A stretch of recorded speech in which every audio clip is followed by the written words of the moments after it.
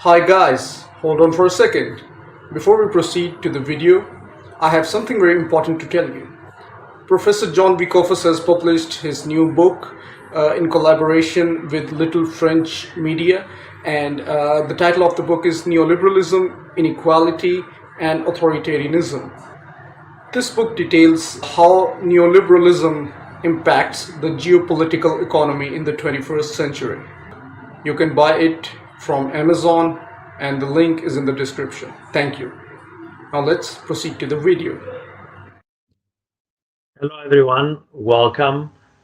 This is basically a summarized version, or in order to introduce the a longer video that I have done on the philosophy of Immanuel Kant during the age of the Enlightenment. Immanuel Kant, of course, a Prussian, that is German philosopher before Germany, by the way, became a nation state in 1870. It did not exist before that, but Prussia was the largest of the Germanic states. Um, Immanuel Kant is regarded as one of the most brilliant philosophers of the modern period, certainly of the Enlightenment. He, in fact, wrote an essay, What is Enlightenment? The video that would like all of you to watch is about the Enlightenment, an overview of the Enlightenment, and how Immanuel Kant fits into the Enlightenment, and then how all of this impacts society in the 19th century all the way down to our neoliberal era. Just a word about the Enlightenment. The Enlightenment, or the Age of Reason, the Age of Reason or the Enlightenment, is basically the 18th century. It's a Western European, basically Western European, from Italy to the West, not Eastern European movement, intellectual revolution. The word revolution, by the way, simply means that it radicalized, it brought about systemic change in the way people thought, in the value system, in the approach of how to solve institutional problems, everything from the political domain to the economic to prison reform and so forth. The Enlightenment um, was a logical step after in the 18th century, after the 17th century. The 17th century in European history is known as the age of the scientific revolution. So, following the age of Isaac Newton, in other words, following the scientific revolution, we have the Enlightenment. And the Enlightenment, the 18th century Enlightenment, coincides with two very important events, two other important revolutions. One is the first industrial revolution in the world in England. England who becomes the first country to industrialize, so there's an economic revolution there. And the other, of course, are the two major political revolutions, that so-called transatlantic revolutions, one in France and the other in the American colonies, namely the American Revolution. The one in France, of course, having far-reaching impact on a world scale, much less so the War of Independence in the United States, which rightfully many scholars consider really as a decolonization or national unification movement, and not really um, a, a revolution as much as the Civil War, by the way, which does alter the status, the social status quo, the social um, organization of society because of the end of slavery, that many historians considered as the real revolution in America. Now, the Enlightenment and Immanuel Kant. In this video, I point out, of course, some of the major aspects of the Enlightenment, what Immanuel Kant thought of it.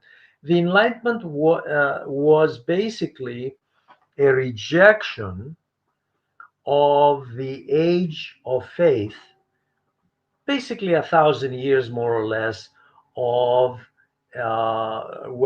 society, Western European society, Western Christendom, but also the Byzantine, of course, era as well, if we want to include that.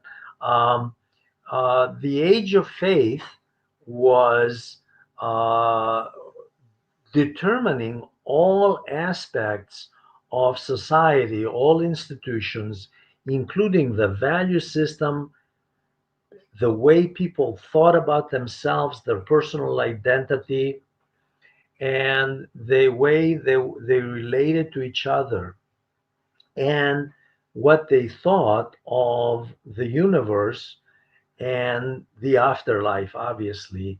And given that the age of faith, all emphasis was on the spiritual domain.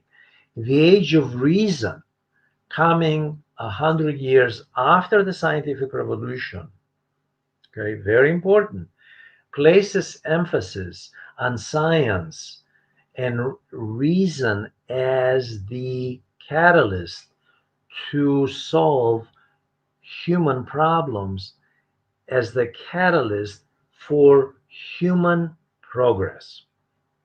Okay. Now, Immanuel Kant was not in England or France, two of the Western European countries with more progressive ideologies than Central Europe, than Prussia. However, he did appreciate and was influenced by the age of science, certainly by Isaac Newton. He was influenced by René Descartes in France, the French philosopher, the rationalist French philosopher. He was influenced by Lockean liberalism, and he was himself product of a bourgeois upbringing, meaning middle class upbringing. He was a university professor, and his philosophy reflects those values. In this video, I point out that Immanuel Kant did value individualism, not democracy, not revolution. The French Revolution was not something he supported. Democracy was not something he supported. I want to make very clear that this is the case. And he was rather comfortable with the enlightened despot in his own country, Friedrich II, that is the Prussian absolute monarch. Um, so this is a conservative, politically conservative philosopher, however, arguing that morality must be the foundation for guiding human thought and human action. He also dealt with the issue of international peace. Immanuel Kant was very much interested in international security and international peace matters, and did believe that there ought to be a rational approach, a diplomatic solution to um, conflict among nations, between nations. I also want to mention that Immanuel Kant had profound influence, of course, in philosophers coming after him, especially in the 19th century, but all the way down to the neoliberal era. One of the reasons that he is so appreciated in the neoliberal era, which is roughly from the late 70s to the present, is because the value system of the neoliberal era, in which we live, by the way, is placed on the individual. And Immanuel Kant, unlike his contemporary, the French philosopher Jean-Jacques Rousseau, author of the Social Contract, um, Immanuel Kant did not place emphasis on collective solutions for the welfare of society, but rather on individual responsibility with morality as the guide for it. I invite all of you to take a look at this video on the Enlightenment and how Immanuel Kant fits into it.